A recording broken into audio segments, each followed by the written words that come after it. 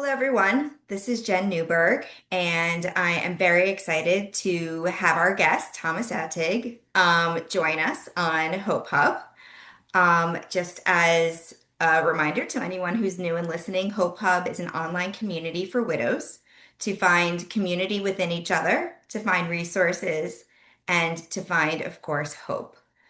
My why behind, I often talk about my why, and I will ask you too, Thomas, about your why as well. But my why, as we were talking just before I started the recording and before we started this conversation, is that when my husband died about 2 years ago, I went seeking a community of widows who understood what I was going through. And I found some, but there was nothing that gave me that full sense of belonging, of judgment free, of really supportive. And so I went out and I created my own.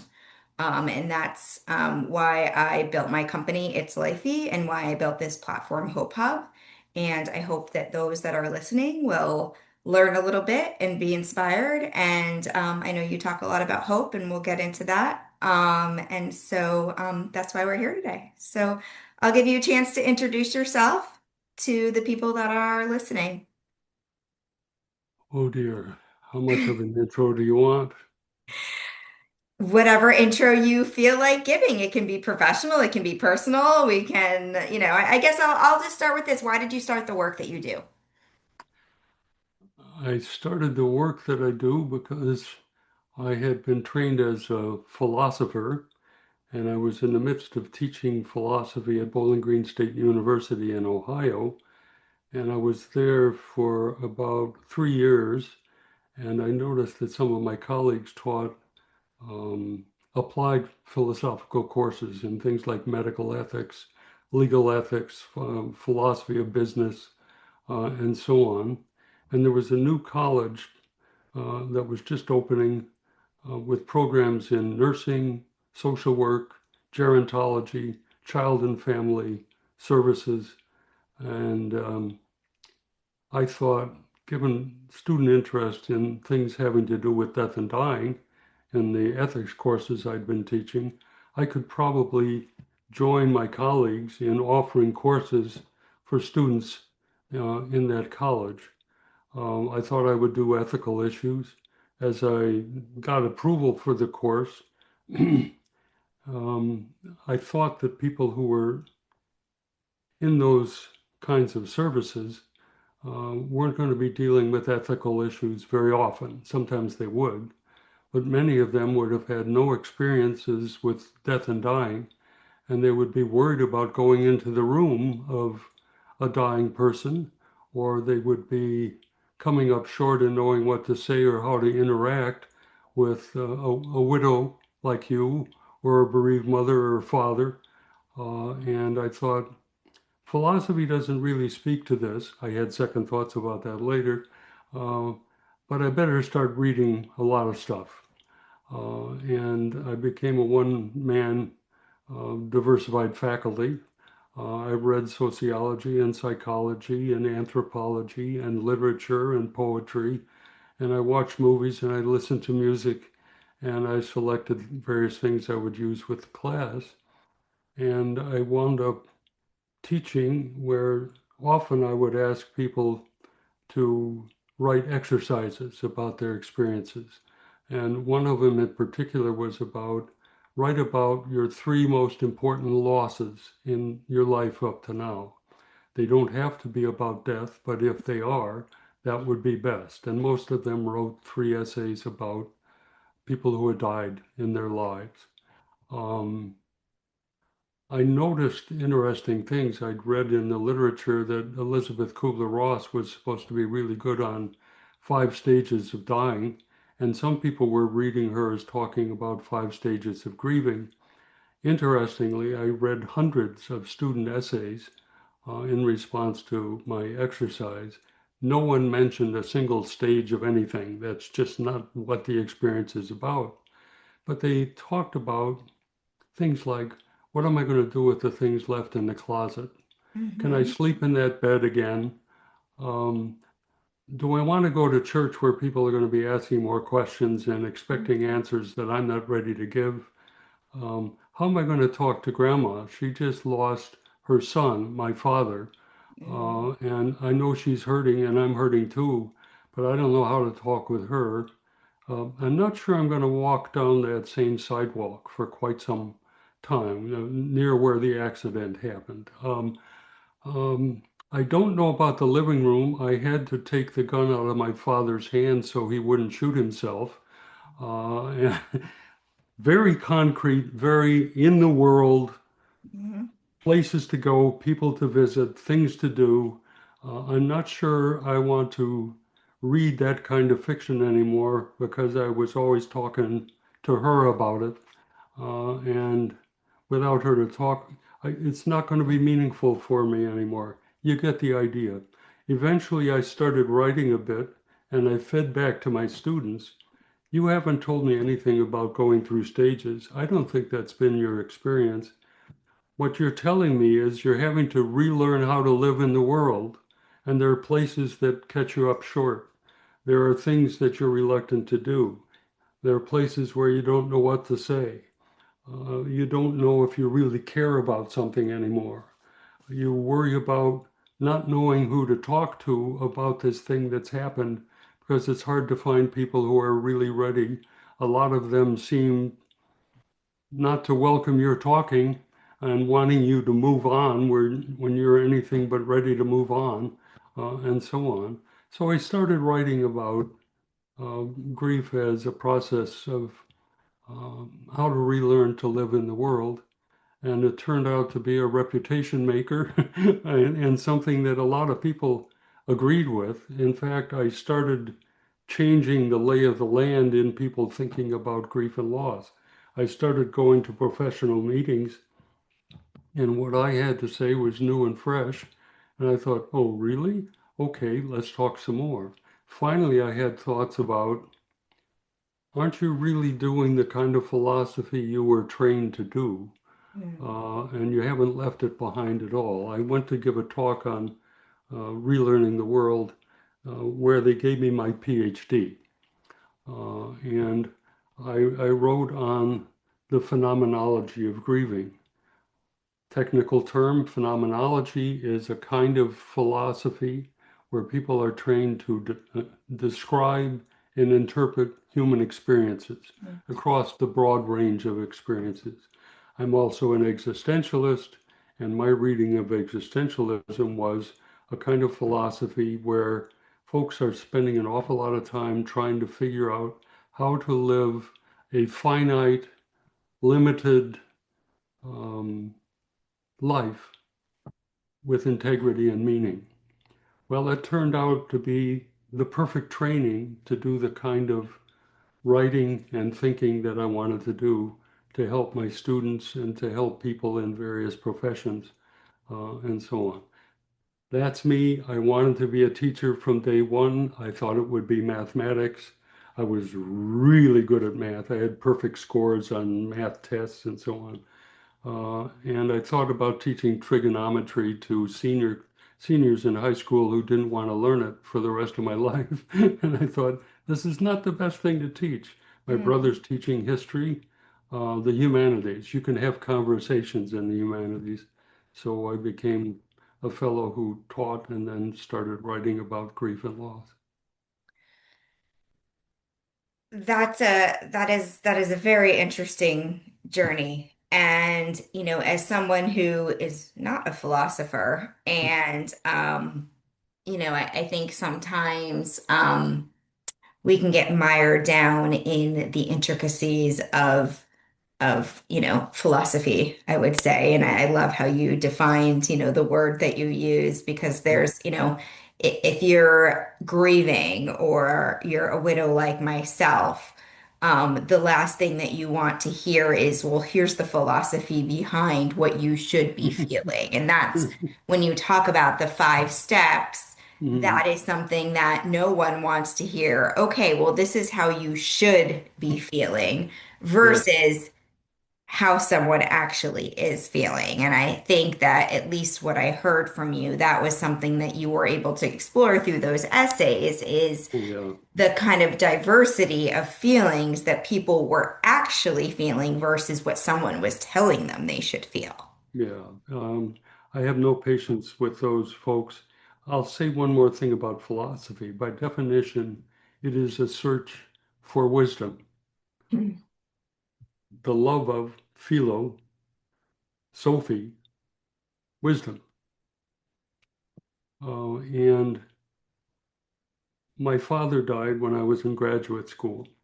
On the way back to my home in St. Louis, where I was studying, I thought, I'm not desperate for much of anything. Dad and I were in a good place. He was old. It was his time. He'd had 5 years of having strokes.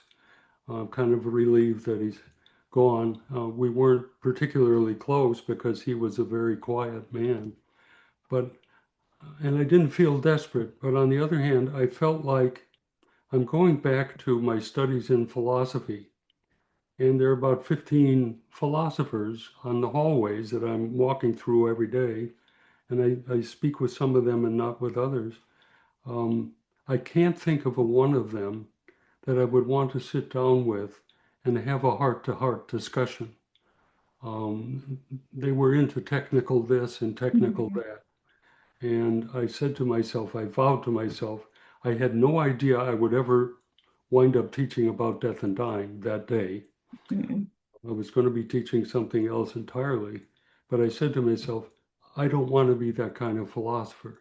I want to be the kind of philosopher who's sitting in an office and people want to come to me and talk. If they're having a tough day, if they're having a tough week, if they're having a tough life, I want to be receptive to and I want to talk with them about what would be a good thing to do now, or how do you want to live now? How do you want to take care of what? What's on your mind? What's in your heart? How can I be of help for you moving on from here? If it's just listening to you, I've got the biggest ears you'll ever talk to. Um, and that's what I became when I wound up finally starting to teach that course. Um, I, I have this kind of a armchair little thing that's worth saying. When we're trying to figure out how to live, we are looking for wisdom, which is guidance in living well. We're not looking for science.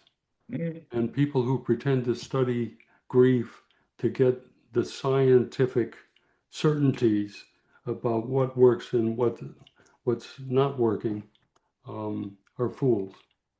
Mhm. Uh, you need wisdom.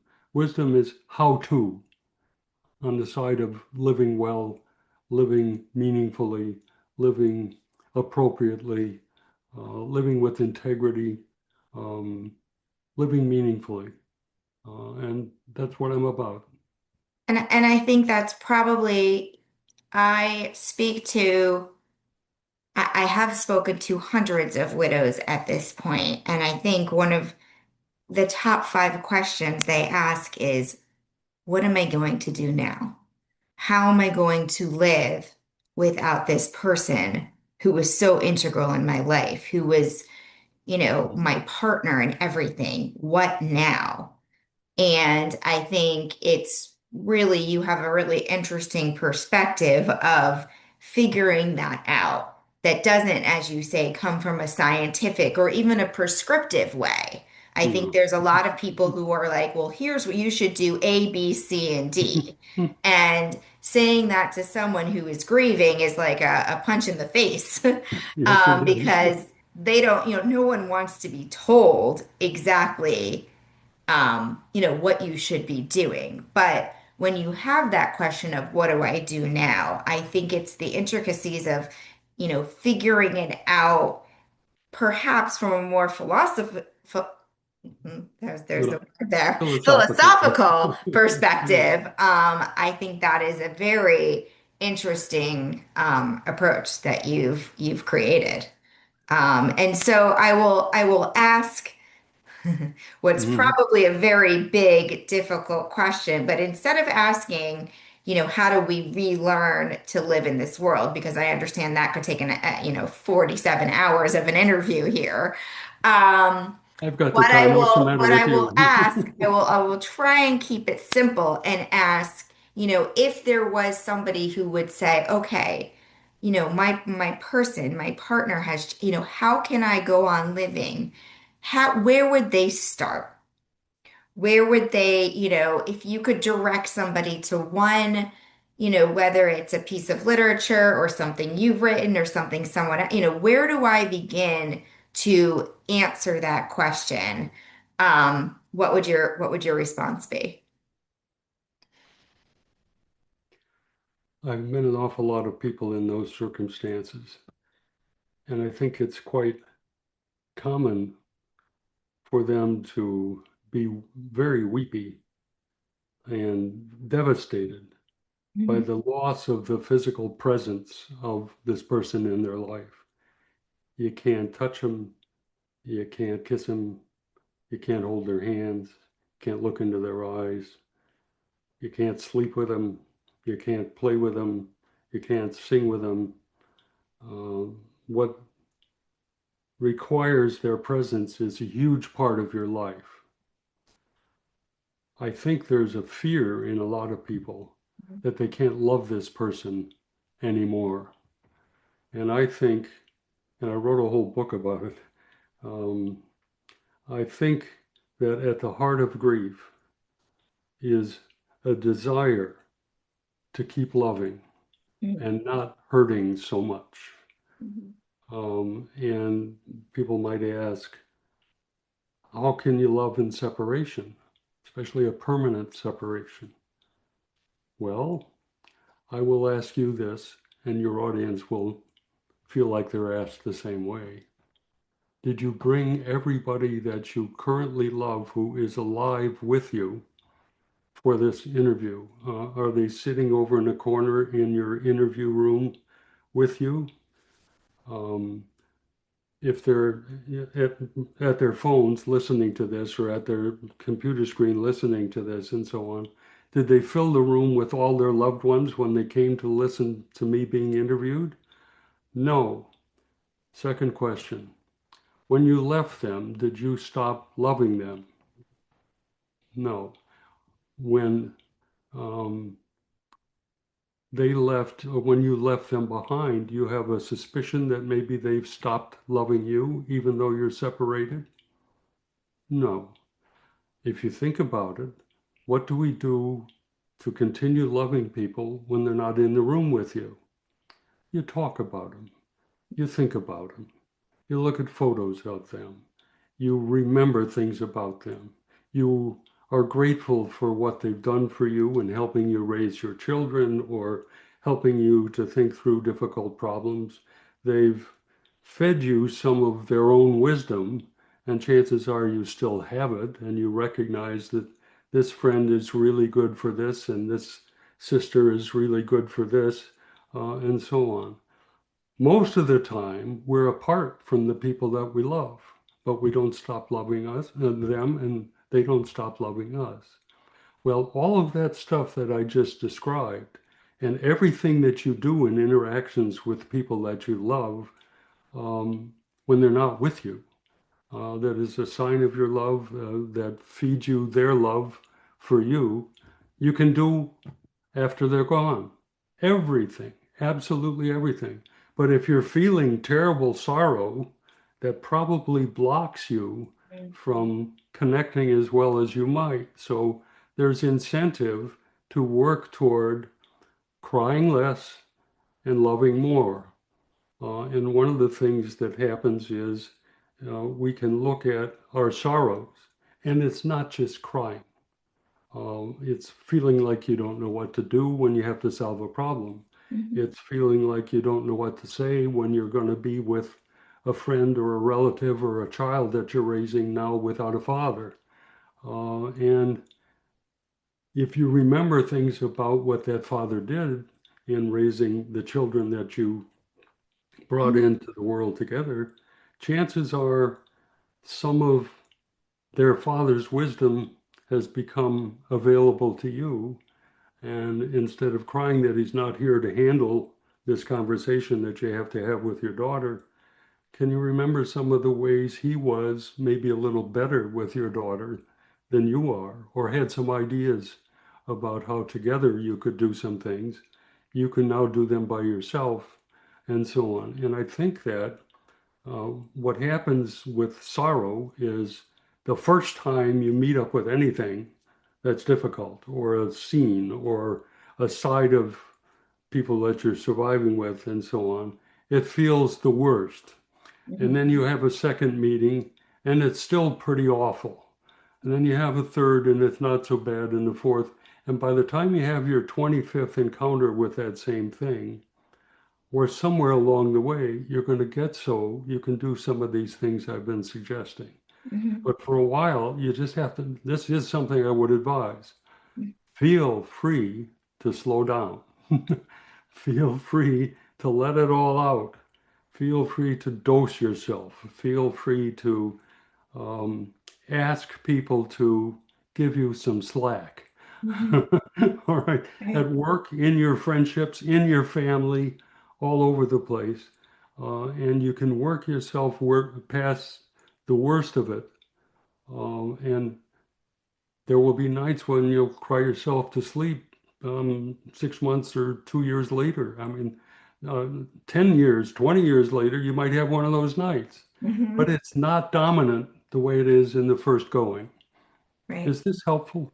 Yeah, this is incredibly helpful. And, my mind is really spinning in a sense, a couple of things that I'm really taking from this. I think the first is the presence of that person and the lessons and the wisdom doesn't have to go away. Yeah, And I think that people um, expect that.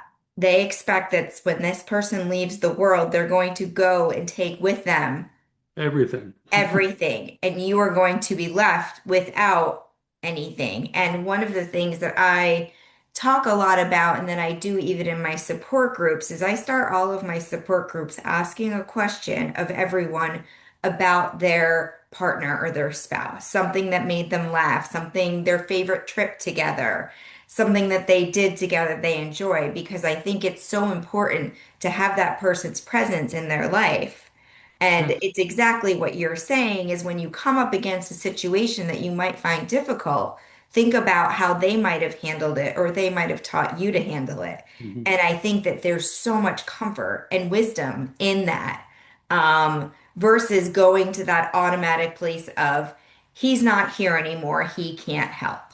And I think that that is a natural, I mean, I can speak for myself. I've had many of those situations. In fact, Mhm. my therapist once taught me, this was such a simple thing, and I talk about this a lot. Um, and it doesn't really completely fit into this, but it was I had to take the garbage out. And I said, I really need Jack to take the garbage out. And she said to me, do you need him to, or do you want him to? Mhm. And that was a very transformative change. And as I've gone through my life without him, I have thought to myself, do I need him to, or do I want him to? And in those times where I want him to, I often think about, like you said, what has he taught me Mhm. um, to allow me to continue with whatever that activity. And again, that was a very silly kind of example there. But, there are times, like you said, when I have to do, things that are much more serious, and I have to think about the lessons that he's taught me. And I think, I'll just, say that the second piece of that is, and thank you for reinforcing this with our listeners, is to just give yourself some grace and some space. Those are the things that, I use those terms a lot. I get widows who call frantic. How do I get in touch with Social Security? How do I, figure out, am I going to be able to pay the mortgage? What do I do with my kid who's 11 years old and I can't him to get into school? Slow down. Mhm. You have just gone through something incredibly traumatic. Let yourself breathe. Let yourself feel the sorrow. Feel the feeling. You can't, I say, again, a silly phrase, you can't go over it, you can't go under it, you have to go through it. Mhm. It's just it's the process and to allow yourself to do that before you start to fix the world's problems. I've got an experience, a story Hmm. of a woman that I met early in my teaching my courses. Um, she and her husband and another couple had experienced deaths of their children, and they were looking for a group and they couldn't find a group, so they formed a group. And they came to my classes for the first several years. I- I'm going to tell you a quick series of stories about Helen. Helen and Roger had a 3-year-old girl and a 5-year-old son.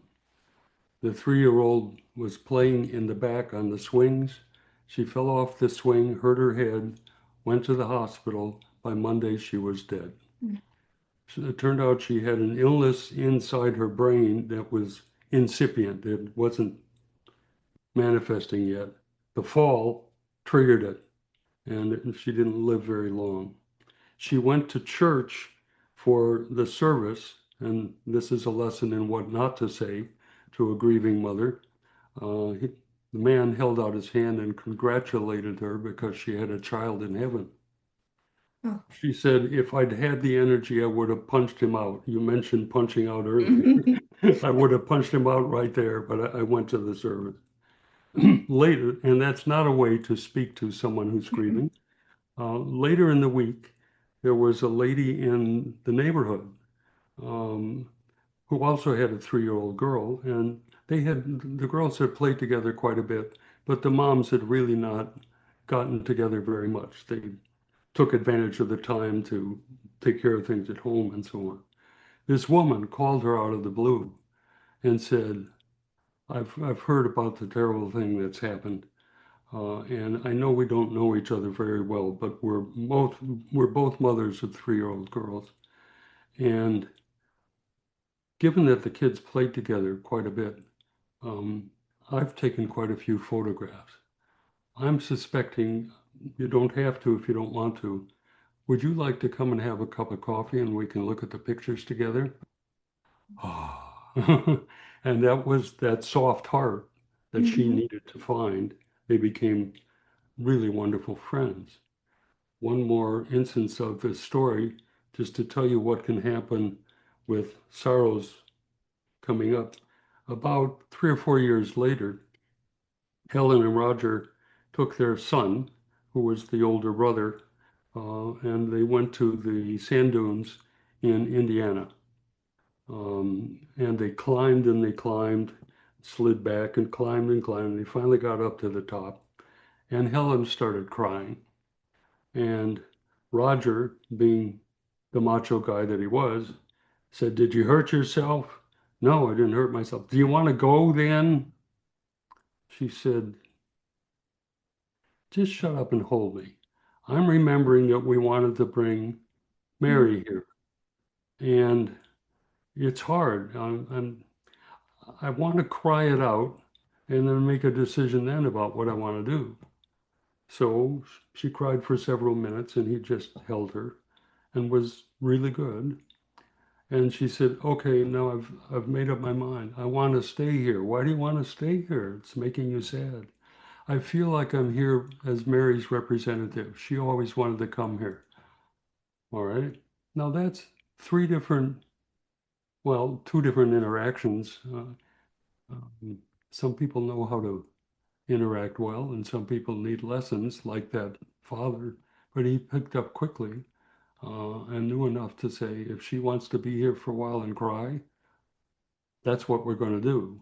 And if she wants to make a decision, I'd sure like to know what she'd like to do, and I'll do it with her. He was a good father. He was a good husband. They told stories, lots of them, and I had lots of people come in. Um, I'm really touched by those stories. I don't know about you, but Yeah, no, absolutely. And I think they really speak to, and again, probably a conversation for another day, but society and how people interact with those that are grieving. Mhm. And I often tell the widows that I work with, and mind you, I say this all the time. I'm not a therapist or a coach. I have no degree except that I have experienced it. is that sometimes we have to be very vocal about what our needs are. Yeah. We can't expect that other people know what to do because we don't live in a society that knows what to do with grief. It's not something we are taught in school or, even as grown-ups or college, it is not. And so sometimes we have to be very direct, like that mother was to their father, and say, this is what I need now. And, when when you lose somebody, there's sometimes this overwhelming, what can I do? How can I help? I often say my home was like a florist shop. There were so many flowers, there was so much food. If I had, another Yeah, dish just come what you to my need. house, I was going to lose my mind. Yeah. But it took me a while, and I think it's a really hard thing to learn to be able to communicate what it is that you need and what you don't need. And sometimes what you need is just space. Yeah. And but you have to, that person on the other end, their heart is in it. They are really trying to be there for you. And sometimes you need to say, I just need some space. Or in the case of the story you just told, I just need to be held. I just need to cry for a little bit. And Yeah. then, we will move forward. And he had no trouble with that. Yeah. And I'm most people trying, don't. Most people I'm, don't. I want to change subject a little bit. In my book, there's a whole chapter devoted to something I call sorrow-friendly practices. And I have this view about sorrows or difficult emotions. An awful lot of people, including a lot of therapists, say what you need to do is express it, get it out, and so on. And I don't think emotions are crying out just to get it off your chest. I think the way physical pains tell us that there's something problematic in your shoulder or your knee um, or your gut, um, I think emotions are telling us about what we need. Mhm. And they don't need to be expressed, they need to be understood. They're crying for attention. The way Mhm. a pain in your neck will cry for attention and Mhm. get worse and worse until you pay attention to it. I think sorrows are telling you something about your ego that's feeling powerless and helpless and out of control, or about your soul that's wanting to be cared for, to be loved, to be nurtured, to be comforted, to be lots of things, or your spirit that needs something to be hopeful about, needs courage, needs lots of things that spirits need to grow and change and overcome sorrow. Mhm. And there are practices like talking to somebody else Mhm.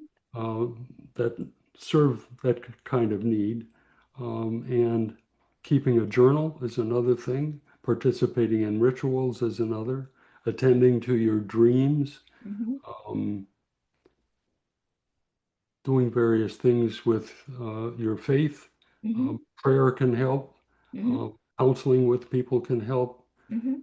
Anyway, there are about 14 or 15 of these practice. Walking in nature can respond to certain kinds of needs that your souls and spirits are crying out for attention for. Um, and I think the world is kind of under understanding about sorrows. Mhm. And there's an awful lot of attempt to just avoid experiencing them or to avoid expressing them, or um, you worry people because you're still crying out in certain ways. What's wrong with you? There's nothing wrong with you. You have a need that you're Mhm. having a hard time expressing. Listen to me. Let's talk together about Mhm. this a little bit more. And you can figure out that, oh, you're really feeling lonely at home and everybody's afraid to come visit you because They don't want to be in a room where they're making someone cry. Mhm. Well, that's not the problem. Crying is fine. Let's talk about the crying. And maybe then we'll understand something that the crying is expressing that Mhm. I'm really needing. And my crying is an indication of this need, Right. and so on. I'm going to be speaking a week from now. Um, at a conference about the spiritual nature of ourselves and of our grieving. Mm. And I think that in spirit, we seek meaning in understanding of things, big things in the world, and we seek meaning in living. Um, there are trivial things that we can fill our lives with, and there are things that if we asked ourselves or people asked you, would go on a shorter list of reasons for living, reasons why I want to stay alive, reasons it's too precious for me to stay alive to want to leave. Mm. There have been times in my sorrow when I've felt like I've just about had enough with this world and so on. And then I think, no, I've got three kids. No, I've got a father who I still love and he's getting old and he needs me. I've got friends. I've got work that I do that helps other people, that helps my children, that whatever. I've got reasons for living. That's meaning in living, all right? And some people have faiths and beliefs and practices and so on, and they find meaning there as well. And I think in grieving, people get knocked off of the solid ground where they believe that they're living meaningfully. And it's hard to get back to standing there because I can't stand there with my husband anymore. How am Mm. I going to just stand there with my kids? Right. You'll figure it out, but give yourself a lot of time. Give yourself exactly grace and space. It's give yourself some time. Well, thank you so much. I feel like I could talk to you forever and listen to, I mean, there's so much wisdom.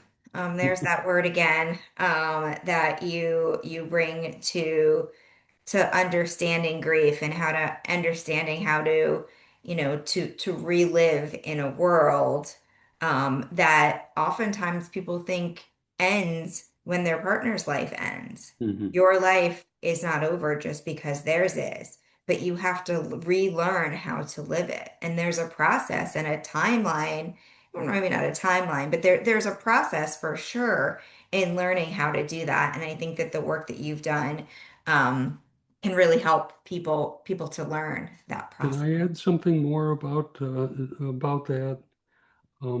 For some reason, some people, the whole culture seems to want people to finish Finish, with carry grieving. on, be Yeah.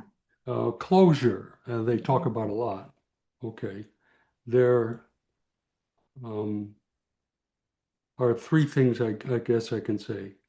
I've been in a room with people, and I'd say in a large crowd, I ask anyone in the room if they really feel in their heart of hearts they've learned how to live. No one ever raises their hand. Nope. Okay. Well, then why would you think that finishing relearning to live, which involves all the same stuff, Hmm. is something that you ought to finish? Get over that. Um, there are two things that I think are true for people who are grieving. They will always miss the person who died, Hmm. and they will always love the person who died. Those are lifelong things. Hmm. And learning to live is lifelong, and learning to love is lifelong. Um, and it's time we get hold of the richness of all of that rather than having unrealistic expectations that we'll finish this and then move on to this. We'll finish this and then we'll move on. Life is not like that. And engaging with mysteries in life, things that are constants, not problems, constants, like life itself, suffering, being finite, being uncertain, on and on and on, you never finish with. Those are mysteries. They'll Yeah, show you something else. Once you think you've got it all locked up and understood and you're wise about it and so on, the ultimate wisdom is wait for it to show you something else and be ready. be ready. Absolutely. Well, again, thank you so much for this conversation and for sharing this. My heart really feels a lot of what you said, and as well as my mind. And I know I'll be thinking about this long after this conversation is over. So thank Thank you. you again. And if you want to mention, I know we talked a little bit about we'll be posting and sharing a discount for your recent book. Oh, he's pulling something out. There you go. There it Seeking is. Wisdom in Death's Shadows. And so I will share that with everybody within the Hope Hub community, and encourage you to buy the book and to, really dive deep into the search for learning and the search for love, because that is, I mean, to me, I always, one thing that when people ask, what are your greatest characteristics, one of the things I always say is curiosity. And that's a lifelong, being curious about the world and figuring out, even though you never really figure it out, but figuring out what's left in life, what's more in life, those mysteries. That's exactly, how you put it, those mysteries. I think that's the beauty of living. So, with that said, thank you again so much for joining me, and Thanks for the hopefully we invitation. will we will connect again soon. Thank you so Hope so. much.